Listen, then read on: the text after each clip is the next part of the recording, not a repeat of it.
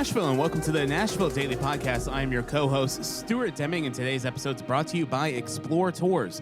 Come take a tour with us. We have a Nashville history walking tour that takes place in downtown Nashville. It's a 2-hour-long walking tour that starts at the Tennessee State Capitol and finishes near Bridgestone Arena. You'll learn about the city of Nashville and what formed the city into what it is today and the future of Nashville. We talk about the East Bank and so much more. Come take a tour with us at XPLRtours.com. Use the code ND10 to take 10% off. Aaron, it's been a good week. We start the week over in Sevierville at Buc-ee's, and then we have officially moved into this studio. And if you can tell by the video, we're sitting at our brand new podcast table. So we'll do a highlight of this on some of our Instagram stuff. Yeah, I'm celebrating with the Explore TN shirt today because we've spent some time in Tennessee. We plan to spend a lot of time in other parts of Tennessee later this month and in August, all the way up until the leaves change color, and then we hibernate a little bit, but we'll still get out as much as possible. But yeah, excited for the Buc-ee's opening was fantastic. Always excited for those, and we're excited today. We got the new table, so that's a lot of fun. We can still kind of smell it because it's so new. Yeah. And then also we're excited because we have another mayoral candidate on the podcast today, Alice Rolli. Thank you for coming on the show. How are you doing today? I'm doing great. Thank you for having me, and I'm glad the heat dome of yesterday seems to have lifted a little bit. So It was interesting walking out because of the cloud coverage of Nashville. Like parts of Nashville felt cooler, and then other parts are extremely hot. But that was my experience. You look one direction and you're like, it's a great day. Yeah, and then you look day. in the other direction and you're like, this is not I don't good. want to go anywhere. So Alice, tell us a little bit about the history of what got you to run for mayor. Well, running for mayor for me is really about this moment, right? That in the last couple of years, we've watched with, I think, tremendous concern, the relationship deteriorate between the city and the state. And my background is split. About half of my career has been spent working for state and federal officials representing the entire state. So United States Senator Lamar Alexander.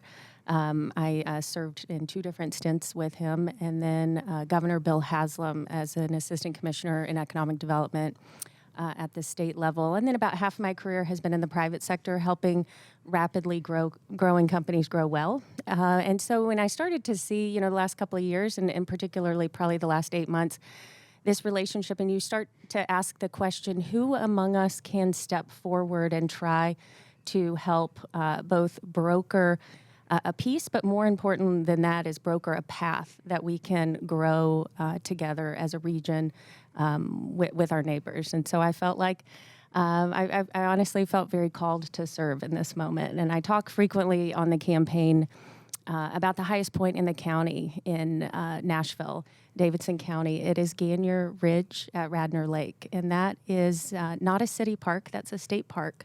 And it is named for my great-grandfather. And it is a time period that I believe that we can get back to, of realizing that our citizens don't care if it's a state park or a city park. They care that they have, that leaders looked forward and looked out and said, how do we bring our resources and our people together to do something good? Yeah, and the history of Radnor Lake, starting as a lake that provided water for the steam engine locomotives, just such deep history there. Was your grandfather part of that land ownership back in the day before L&L bought it? No. So not named for him for owning it or having a bunch of money, having a civic mindedness. Like a lot of people, we, as a city, a disaster brought a lot of really tremendous talent to our town. So in every disaster, I think there's an opportunity to build and to build better. So folks that listen may remember the Dutchman's Curve disaster. Mm-hmm. One of the worst train accidents in American history. That's right. And that brought to Nashville a tremendous amount of engineering talent to rework this space. And so my great-grandfather worked for the L&N Railroad, worked there at Radnor Lake, and helped found what was the first and now the oldest conservation group in the state, the Tennessee Ornithological Society. So it is apt that his name is at the top and the highest point towards the birds in the city. So really what they did is they got together.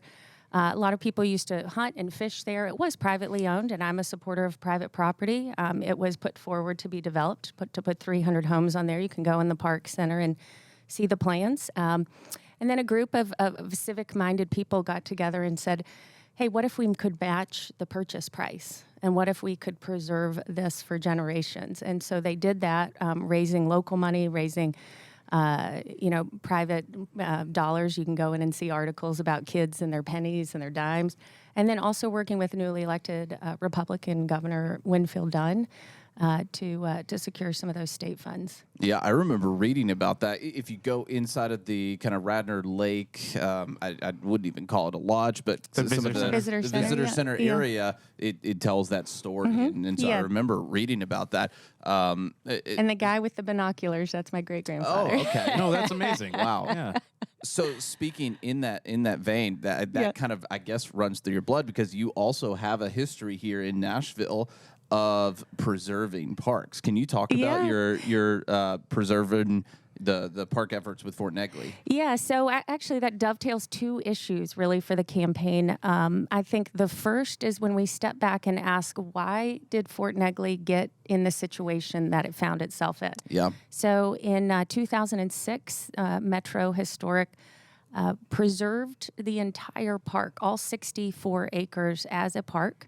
And the plan was that when the Sounds Stadium ended their lease and that they were going to move from that site, that the entire land, all 64 acres, would be a park. And that was recognized in 2006. Well, fast forward to many years of very unfortunate financial decisions, a lot of kicking the can down the road by a lot of elected officials, decisions around long-term health care and pension liabilities that we still haven't fully dealt with. Decisions around, frankly, mismanagement of the city's funds in one of the biggest boom times. We saw our city's net fiscal position move from a very positive position to a negative balance. We are in a negative. We are, according to Truth in Accounting, a sinkhole city. We have more debt in Davidson County and a higher debt service than the whole state of Tennessee combined. It's And what, I think $3.2 billion. Yeah, and I think that's such an interesting history within itself because we were in an okay position, but then there was I can't remember what either law or regulation we had to count a certain thing that wasn't normally counted as debt. Then became debt, and all of a sudden, here's an extra $3 billion added onto our liabilities. Yeah, well, and David Fox, my campaign treasurer, actually spoke a lot about this in 2015. And leadership is about seeing it coming and choosing to let it happen, or choosing to make a decision to not let it happen.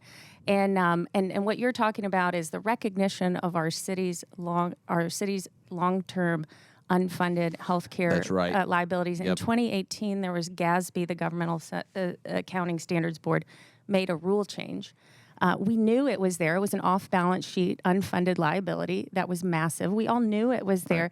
But until GASB made the rule change, most of the downtown crowd was running around saying, oh no, what David and other economists are talking about is not real. So you're right. Kind of like how like post office pensions that continue to have to be paid. And you gotta make sure that those are covered for the rest of time. Yeah, and you need to be setting money aside to do that. So to bring that back to Fort Negley, what happened was based on a failure of city leadership to manage our city's finances, individuals decided that the best way to plug one of the many holes in the budget was to structure a 99-year lease on about a third of Fort Negley's parkland to put 27 buildings there. And then 27 buildings. I remember that proposal. Wow. Yeah, 27 buildings and about 300 homes, apartment homes. They labeled them affordable housing to sort of get some kind of a buy-in.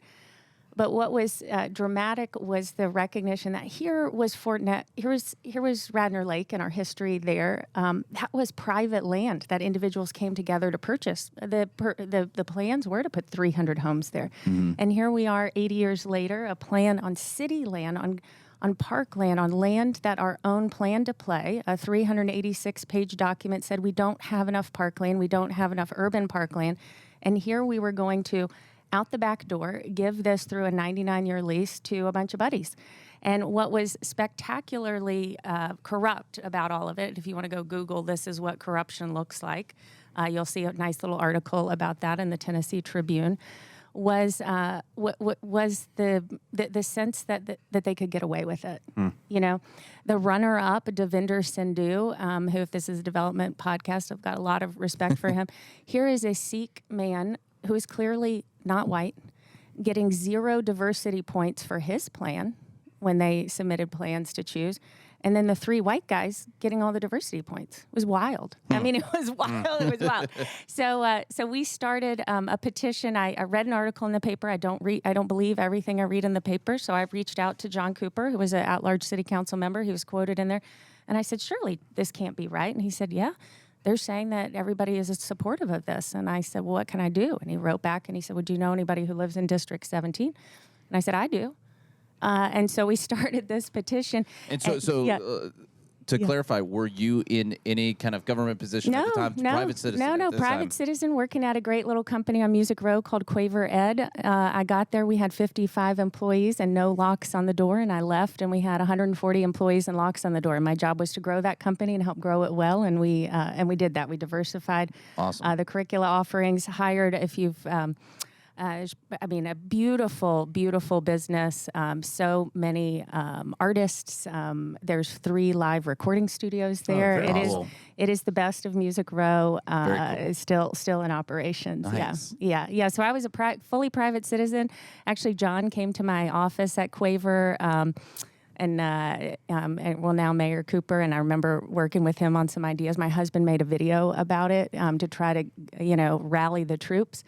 And at first I started thinking, I just don't want to be embarrassed, like I'm taking on a really popular mayor and everyone is telling me, you can't win this, Alice. Why don't you, why don't you kind of hang on the side?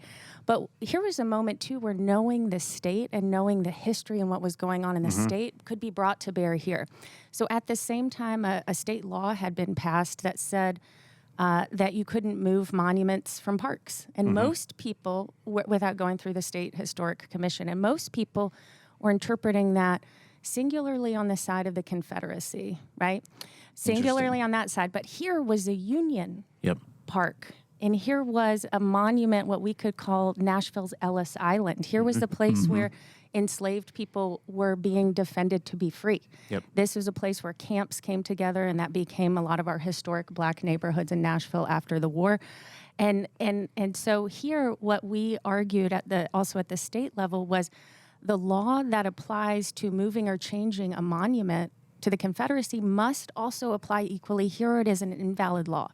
And so that other lawsuits that were going on in the council, Councilman Mendez did a great job in saying, let's do an archaeology study. I mean, people were operating on every side to stop that. If you don't mind me asking, right now, Fort Negley, people recognize that and they're like, we need to pay homage to this amazing site. What was the feeling different back then? Did people not really...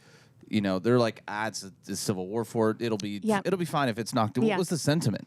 Yeah, well, I think the sentiment is captured really well by Dr. Leortha Williams from Tennessee State University, who is a terrific scholar. In the video that we made, he said, the thing that surprises me most about Fort Negley is how people who have lived here all their life don't know how important this place is. Yes, they have no idea. No idea.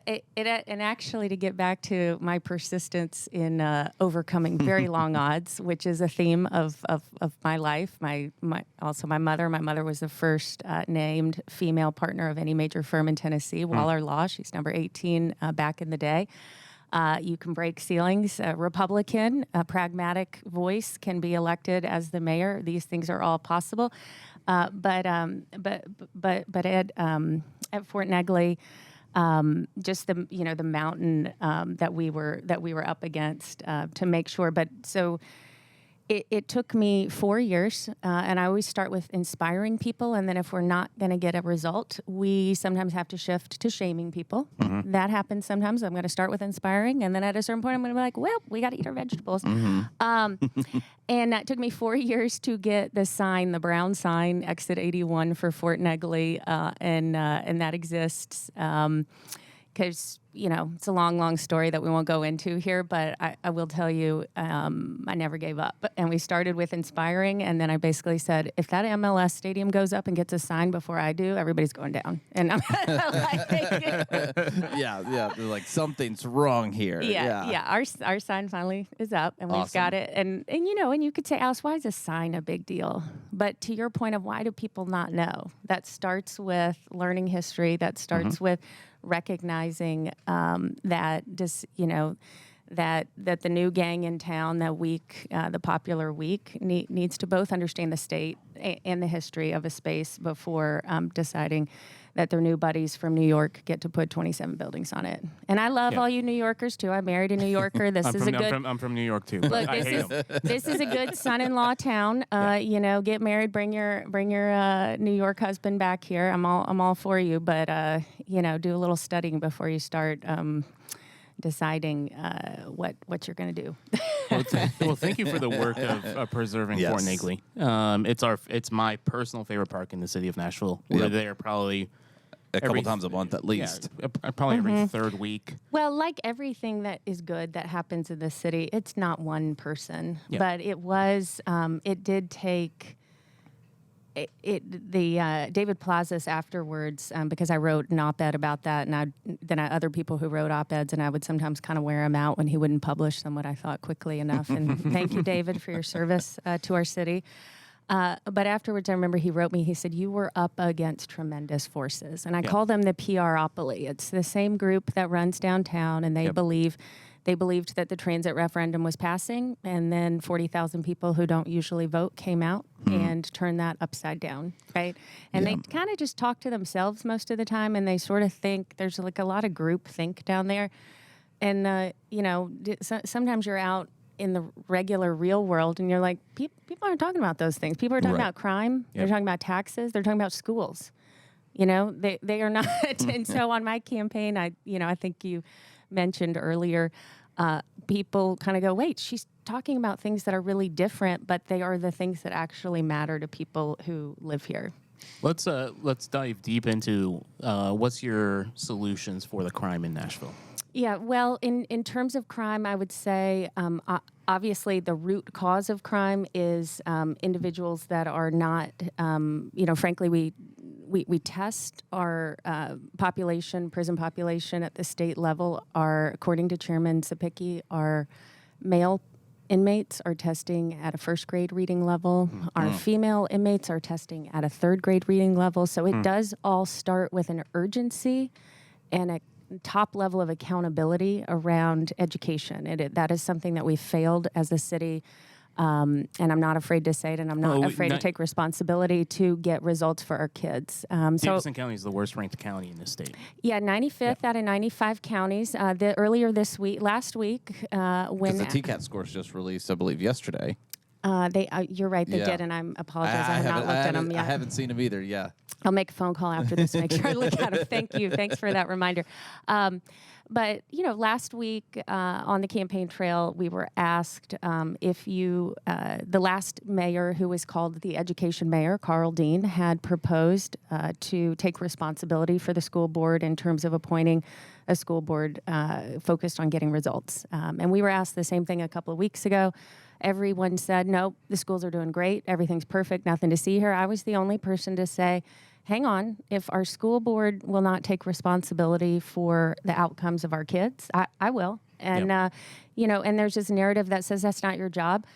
$1.2 billion of our city's budget is spent on education. It is my job as the mayor to be accountable to results of those dollars. And right now, when you rightly point out that we have effectively an 80% failure rate, that if only 20% of the output of a system that we've built is considered college or career ready, that means we're failing. And so when I say that, when I talk about Miami-Dade, it is to say, and I will be Ted Lasso, to believe it is possible and not to make an excuse. Miami-Dade is bigger than Nashville.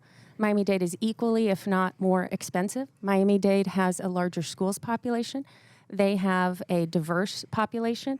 All of the excuses that every day are given to us in Nashville of why we cannot help our children succeed. Every day, those excuses for decades have been given to us. And I reject those excuses because we see in this city schools that are teaching our predominantly minority and low-income students and getting 70 and 80% results on reading scores. We see that. Purpose Prep, KIP, Valor, go and look at the test scores, go and look at the results, and then tell me it is not possible. And then to say it's not possible to do it at scale, look at Miami-Dade. They went from F-rated to A-rated by taking a no excuses accountability model. And that kind of energy and that kind of thinking is what we need here. And they spend an equivalent dollars per student that we do. So So also take all of those other factors. I think it's an attitude and a sort of an attitude adjustment. So the root cause, right, is obviously that our kids are not getting those maximum wage jobs, so they are turning to crime and to other solutions, and that is not productive. On the crime side, we've got to reset the attitude that we have. And I know people say, Alice, you're not running for DA. How are you going to stop the catch and release? Because that is when we have police officers that are literally told and create a situation of, you know what, if I arrest that person, they're going to be out the next day. We are not enforcing crime. We are not enforcing laws on the books right now around stolen guns. When we talk about stolen guns, when Tennessee passed constitutional carry, they also raised, and this is why it is important to understand your state law in operating your city, they also raised the penalty for stolen guns. So what's the surest way to let stolen guns proliferate is to never enforce the 180-day sentencing provision for stealing a gun. Yep. It's never enforced. Yep. So that's an issue. So we talked about education. We talked about crime. I will also say, and I do also want to say how extraordinary our Nashville police force is. We know that. We see that. I believe in transparency. I believe that our police force has modeled for the country the speed of turning out body-worn camera and footage. The nation goes, wow, those guys turn things around. They're not ever trying to hide something. So because we're the fastest in the nation, right? I believe. On body cam releasing. Yeah, because they just released Allen, Texas yesterday. The one cop from Allen, Texas yesterday. I would say we're absolutely one of them for sure. Yeah, and I'm sure there's somebody who tracks that. So hold us honest, people. But yeah, so being accountable, being transparent, this is how you rebuild trust. Chief Drake has the trust and the admiration of our community. That is the hardest thing to earn in an urban police force. Let's support him. Yep. Let's get them the resources they need. But those things cost money. Yep. And again, it costs money, but also recognizes that government's place is not to do everything. It is our place to get our police force fully trained and staffed. Right now, we're at 1.96 per 1,000 officers. The national average would say that a city of our size should be at closer to 2.3 per 1,000. And one could argue that ours should be even higher because we are a receiving city both of commuters every day, we become larger, and also of all of our tourists, right? Yep. So I would say we are understaffed. And we know that the first step in recovery is saying I got a problem. This is a problem. We're not going to solve it by pretending it away. So name the problem and then start to work towards a solution. And that means we've got to probably cut some things that we're doing now that we don't need to be doing. Yeah. And having the courage to say no.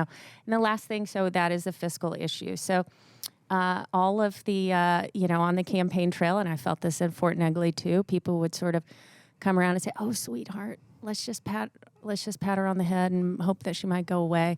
She doesn't really understand. Well, I did learn how to count here in Nashville in school. I graduated from Hume-Fogg High School. I went to Stanford University and have a degree in international relations and graduated later in the top of my class at Darden's Graduate School of Business. And I don't wander around citing that except for when people say to me, sweetheart, we think you might not know how to count.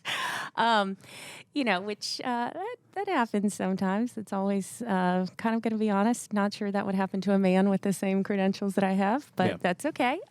We'll Ginger Rogers did everything Fred Astaire did backwards and in high heels. We'll keep going. But on this situation of our fiscal issue, we are not in a good place. right? When we have more debt service in this budget that was just approved, $413 million. And actually, there's other little debt service line items later in the budget buried, but I'm just going to go with the top page. So nobody says Alice is misstating that. We can all read. The state of Tennessee for the same period, debt service is $342 million. So one county ranked by Truth in Accounting a sinkhole city compared to the entire state of Tennessee. Now, tell me why structurally you wouldn't be worried about that. Yeah, that's very interesting. Yeah, and Tennessee has long positioned itself to be able to do that. Nashville, if we're ever going to pay back, what, $4 billion is it that we have approximately? Then yeah, it's going to take a lot.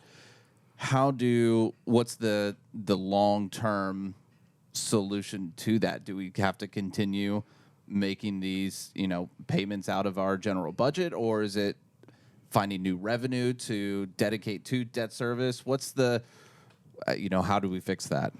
Yeah, well, first it's also, I think, right-sizing parts of city government. So when we look at ratios where we're understaffed, like the police, there are also some areas that we're overstaffed, right? So I think there's some right-sizing needed. But it is also, to your point, it is thinking about the city I think like an entrepreneur and like a chief growth officer, a chief revenue officer. So a couple of things. One, we are not capturing the cost of growth at the site of growth. And that is also a state law. We are on the wrong side of the 2006 County Powers Act. And if you got a lot of people in home building industry, they're all texting their lobbyists right now saying, oh, she's saying she might want to go after that, right? Can you explain that a little bit more? Yeah, so basically, let's zoom out. In Williamson County, people look over at Williamson County and go, gosh, how come they don't keep raising their taxes and they're building new schools and funding their schools? How are they doing that, right? They and Rogers Anderson, who's a fabulous longtime county mayor, our neighbor in Williamson County, he is able to charge what are called impact fees because he had that law in place before 2006. Okay. So we are on the wrong side of a state law. It was called the Nashville County Powers Act, passed in 2006, that effectively stopped the ability to levy what we would call impact fees, right? So being able to say, you're showing up here to build and drive a Lexus. We're going to ask for a fee while you're building your Lexus here. Because the rest of us are driving Fords. And, we didn't really sign up for a Lexus car payment, right? We signed up for the Ford car payment. So being able to capture the cost of growth at a site of growth, and it was actually a developer who's supporting my campaign that said, you know what, why don't we charge impact fees? I pay these all over the country. Yeah, why don't we do that? That was kind of my question, is our developers okay with that? Well, I think it depends on if they just build it into the cost of their development. That's right. Yep. That is typically how that happens, right? And it doesn't happen here because we're on the wrong side of that law. But we're not alone. And this is where taking the ego out of it and saying, who else has this same problem today? The mayor of Murray County has this problem today. Yeah. She's on the wrong side. The mayor of Rutherford County has this problem today. He's on the wrong side. And that's why they decided these are all the 16.1% property tax. That's right. These are all the fastest growing areas, too. too. Yeah. And so we are not alone. So take the ego out and start to say, hey, who else could work with us to change this law? Because it is going to take a pretty broad group of legislators and county mayors pushing for that change. But it is possible, right? So it took us 3 years at the state to take on the 30-plus lobbyists for AT&T to get a change in the law to allow rural electric co-ops to pull fiber to enable greater broadband connectivity across the state. I don't think that timeline of 3 years has been talked about in any other outlet. Oh, probably not. Yeah. Well, I'm giving that as an example to say, Alice, you're proposing something that sounds crazy. Like, saying that you're going to take on the AT&T lobby and get rural broadband, because people in the rural areas are like, well, how come I can't get broadband access, right? Yep. Well, they were blocked in state law from rural power co-ops who you can pull fiber on the same line. Wow. We're not allowed to do that. We had to change the laws to allow that to happen. Well, now what you're seeing is rural co-ops being able to pull. I think a internet. $225 million investment from the state, something like that. Yeah, that's right. Yeah, so it's stepping back and saying, all right, if that's a problem, let's figure out who else is with us. And yes, there's a big lobby there, but we don't have to go it alone, right? And when we go it alone as a city, we fail, and we fail spectacularly. So we've got to step back and start to say, what's the problem? So capturing the cost of growth at the site of growth, that would be, I think Joe Carr will do more to help Davidson County in that way if we think regionally and we act regionally. Yeah. And I would welcome his assistance. And I'll step back and say, Joe, you lead the way, and we'll bring our votes when you're ready for them. Yeah. The second is also knowing the history. In 2002, the state was in a really difficult financial position, and at the time, an austerity measure was taken that changed the split between what municipal governments kept on sales tax from what the state had. So right now we get about 20% of sales tax that are collected here, but we could argue we're serving about the majority of the cost of that, right? When you buy a drink on Broadway, when you buy a ticket at the Frist Art Museum, you're using the roads here. If you call 911 while you're there, if your car gets broken into, you're using our city services, right? Oh, yeah, the majority absolutely. of those costs of delivering that service are here, right? In 2002, the state shifted some of the balance, so they retain more. So I would argue the state is not in an austerity position anymore. They have $16 billion of unallocated, what were called non-recurring revenues, meaning there's enough cash coming into the state to pay the bills of the state because the state is also very well managed. But I would say, can we shift a little bit, maybe from that back? Can we turn back the clock and say, can we shift some of that revenue to the city? Yeah, right. And again, we're not alone here. The Tennessee Municipal League, other cities, this is something we're saying that is a conservative position to match the cost of serving something with the site of serving it. And that is, I think, a conservative position. We can go back to the state to say, hey, the cost of delivering these services is being borne primarily by the city. Can we go back to the 2002 ratio? Can we keep a little bit more here? Right. We're not in an austerity position anymore. And I think this two thoughts come from that. One, and if you can speak to this, is the state up for playing ball? And then two, that kind of leads us into talking about the relationship between the city and the state. And I know you've talked a lot about that from your platform. So is the state going to play ball? Does that play into the relationship between the city and the state? And what's on the table? What's the benefit of making friends again with the state? And then are there any downsides, or can the relationship only improve from here? Yeah, well, I think that I have really enjoyed working over decades with members of the General Assembly on bringing a solution to a problem that many people face, right? So I actually believe when we start to identify what is a problem we are representing in Davidson County, 1 in 10 Tennesseans, but problems that we have here don't stop at the county line. Right. So as an example, a shift there, could you do it? I think it takes bringing a principled solution, right, that is conservative, that has the support not only of a single city, but of regions, and that makes sense, right? Other examples are right now in Davidson County, every child born here can go to 2 years of free community college. We were the first state in the country to do that.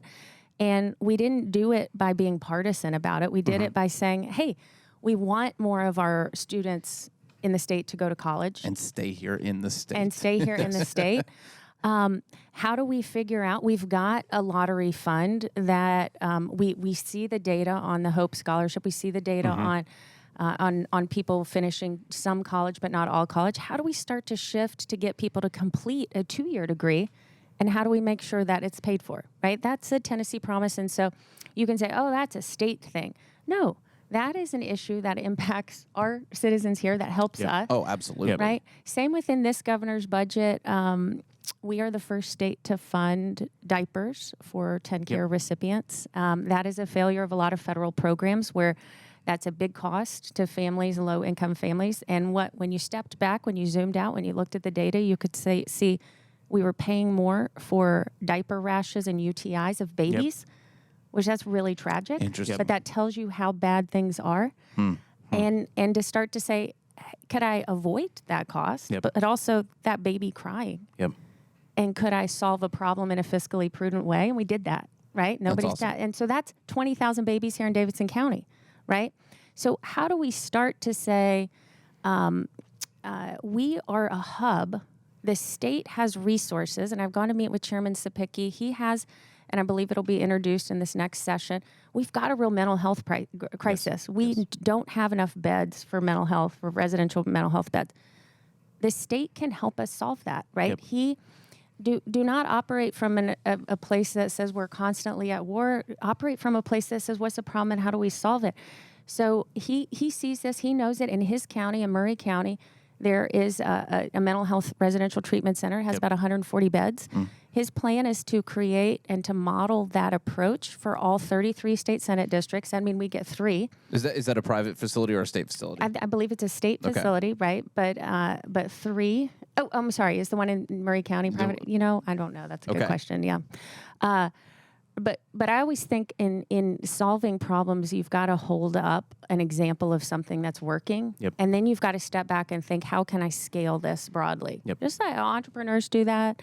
Effective state legislators do that. They don't say, I've got a solution in my county. How do I just keep it and hide it and let nobody else have it? They say, how do I take that example and scale it, right? So this would for the benefit of everybody. Yeah. So this would cost about $1.4 billion, and the state has the money to do it.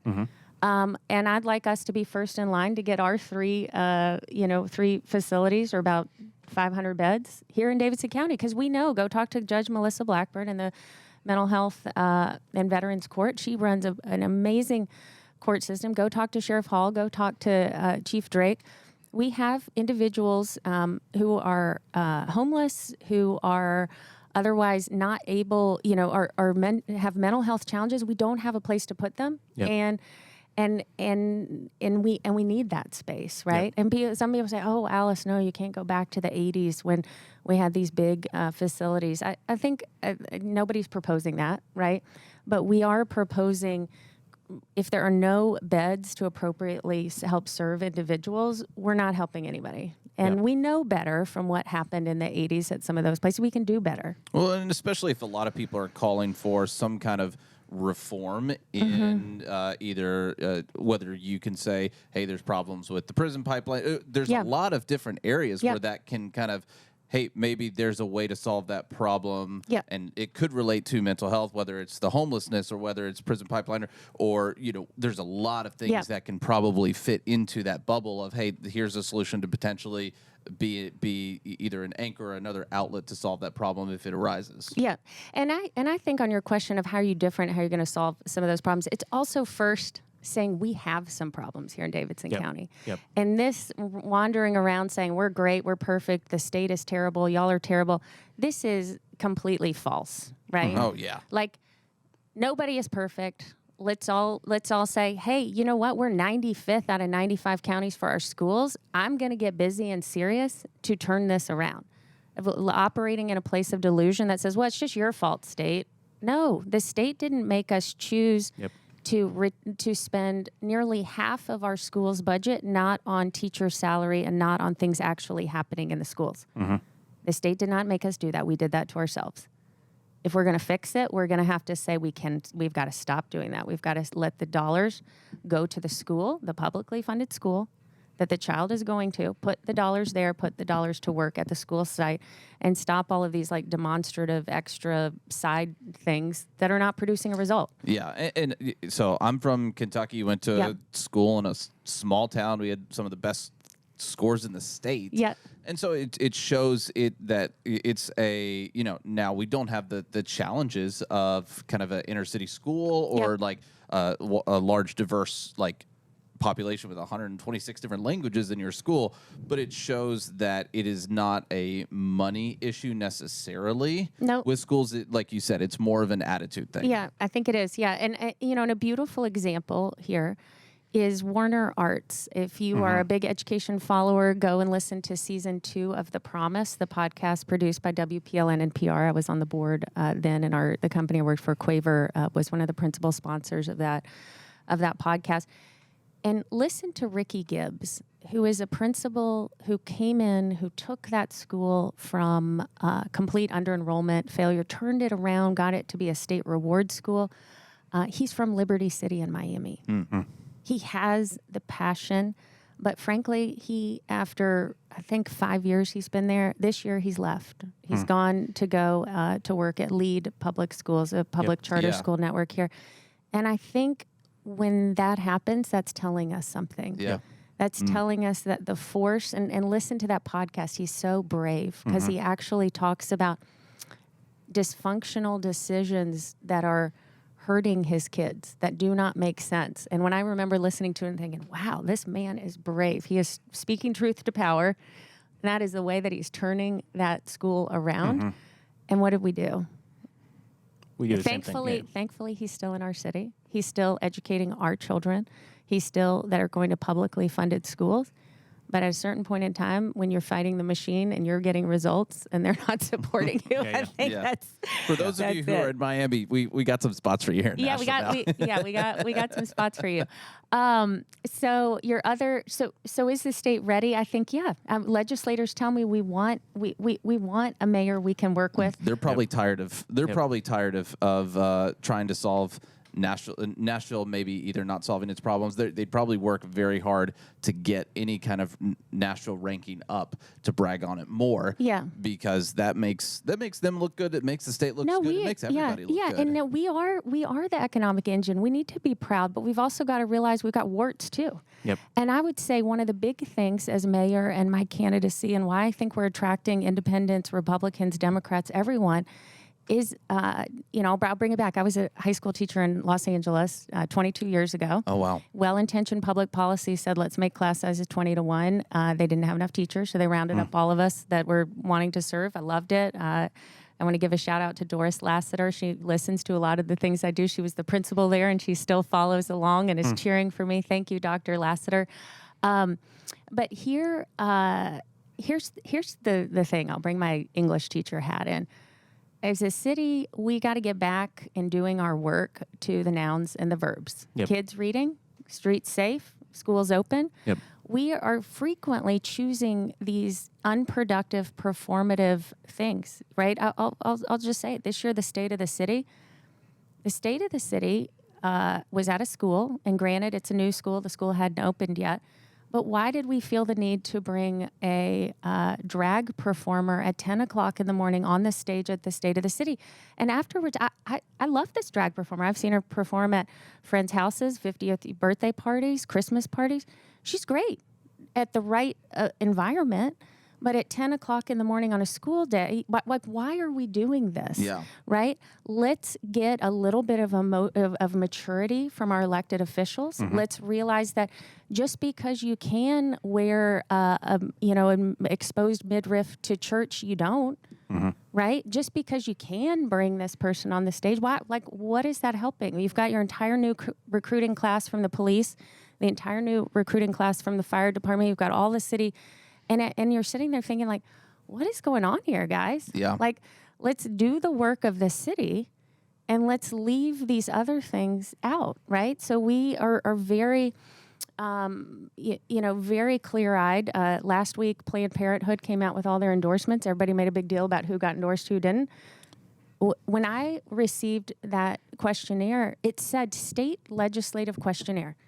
Our campaign's response was, Alice Rolli does not believe in seeking the role of mayor that is appropriate to seek or to give an endorsement by a group like Planned Parenthood. If National Right to Life wrote me, I would say the same thing. Yep. So we didn't even fill it out. It is not. We're going to have we're not having a pro-life rally. We're not having a pro-choice rally. We're having a pro-first graders reading rally. Yep. A pro-filling the potholes. A pro-getting enough officers, getting our call times down rally. A pro-fixing the debt. That's our job. The rest of it is performative distractions, and that's a space for that is not the space for city government, right? And so let's get back to the work of city government and get back to taking responsibility for results and stop trying to distract people with what I sort of call like shiny object-itis. Like, here's the issue of the day. Yep. And it's like, that's not my job. And if you're an entrepreneur on this call, there's a strong saying of, you got to make a list of what to stop doing. Yep. When you're running something that is growing really fast, like this city, you got to get incredibly focused on what the job is, and just have the courage to say, we're not going to do some of those other things. Yep.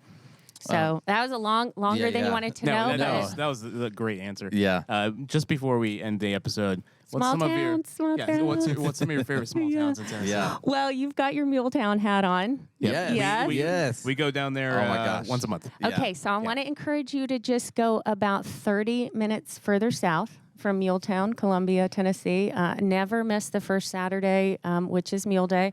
Always walk in the front. Just remember, though, if the first Saturday of the month is Easter, Mule Day's moved. It's always it's never Makes the same. sense. So just keep that in mind. Important dates in your life travel schedule. I want you to go about 30 minutes south to Linville, Tennessee, in Giles County. Not a one stoplight town, a one stop sign town. They've got there at the Soda Pop Junction some of the best burgers that you can find. They've got beautiful gifts at Colonel Littleton's handmade leather gifts. Very cool. And Aaron, I and think you we're can going get down next week. you can go sit at the Soda Pop and get Superman ice cream. My boys love that. It's a good time. So I would encourage you to go. There's also some distilleries and other things for the grown-ups if they want to see those things. That's awesome. And then I would also encourage folks to go check out Rugby, Tennessee. Have you been there? Yeah, I've driven through Okay, it. Yeah. good. Yeah, totally frozen in time. I was trying to think further west, Fruitvale, Tennessee. That is the home I worked for Randy Boyd, who's now the president of the University of Tennessee, and I came to appreciate that dot on the map in Tennessee from him. So I'd, get out, look around, realize that we are part of a really big family, that you can love Nashville and love Tennessee, and that doing Absolutely. both is actually going to be better for all of us. Absolutely. And especially we talk about this, and we'll kind of in here because I know we've been going for a while, but when you look at Nashville as a whole, a lot of people are like, hey, what is there to do with my family? A lot of times we're like, go out to East Tennessee. Yes, yeah. Get out. Yeah. Nashville. So Well, if you guys went to the Buc-ee's grand opening, I mean, you're living the good life. Did you do any hiking when you were over there? we went up into Gatlinburg and we filmed an actual podcast episode of the overlook of Gatlinburg behind us. Yeah. We didn't have a chance to get hiking because we didn't get to Sevierville until about 1 o'clock in the morning, and then we got up for sunrise, and then we did Buc-ee's, and we came back. Yeah, So, that's a big. Yeah, it is a long state. If you want to make a bet, I would encourage people to walk north to south, not east to west. Yes. Yeah, but I think that goes to your point. You've talked about this a lot. Is the entirety of Tennessee working together is such a strength. Yep. Rather than it's that's a West Tennessee problem or an East Tennessee thing, or like we're doing our own thing here in Middle Tennessee. Tennessee as a whole is such an economic engine. Yep. And all of that works together so well, and it's so exciting to see the potential of Tennessee as a whole. And it's good to be in Nashville during that part of it for sure. But Tennessee as a whole is just incredible. Yeah, and we will continue to have a very liberal city council. That's going to happen. Let's elect a centrist, pragmatic mayor who can bridge the relationships and the divide, who can get things done, who can model what we need to be doing, and let other people for other interest groups manage the things that I think that we don't need to be doing. Yep. Yeah, absolutely. Alice, thank you so much for coming onto the podcast. Where could people learn more about your campaign? AliceRolli.com. And you can go there and make a contribution if you're able, learn about us, and on August 3rd, vote.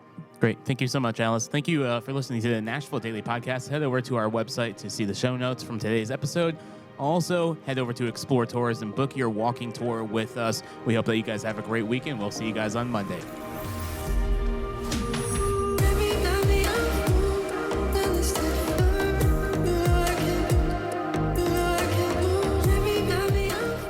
Thank you you for listening to the Nashville Daily Podcast. If you want to learn more, head to NashvilleDailyPodcast.com. You can also follow us on social media at explore.nash on Instagram, Nashville Daily Podcast on YouTube, and explore.nash on YouTube as well. The Nashville Daily Podcast is an Explore LLC production, copyright 2023.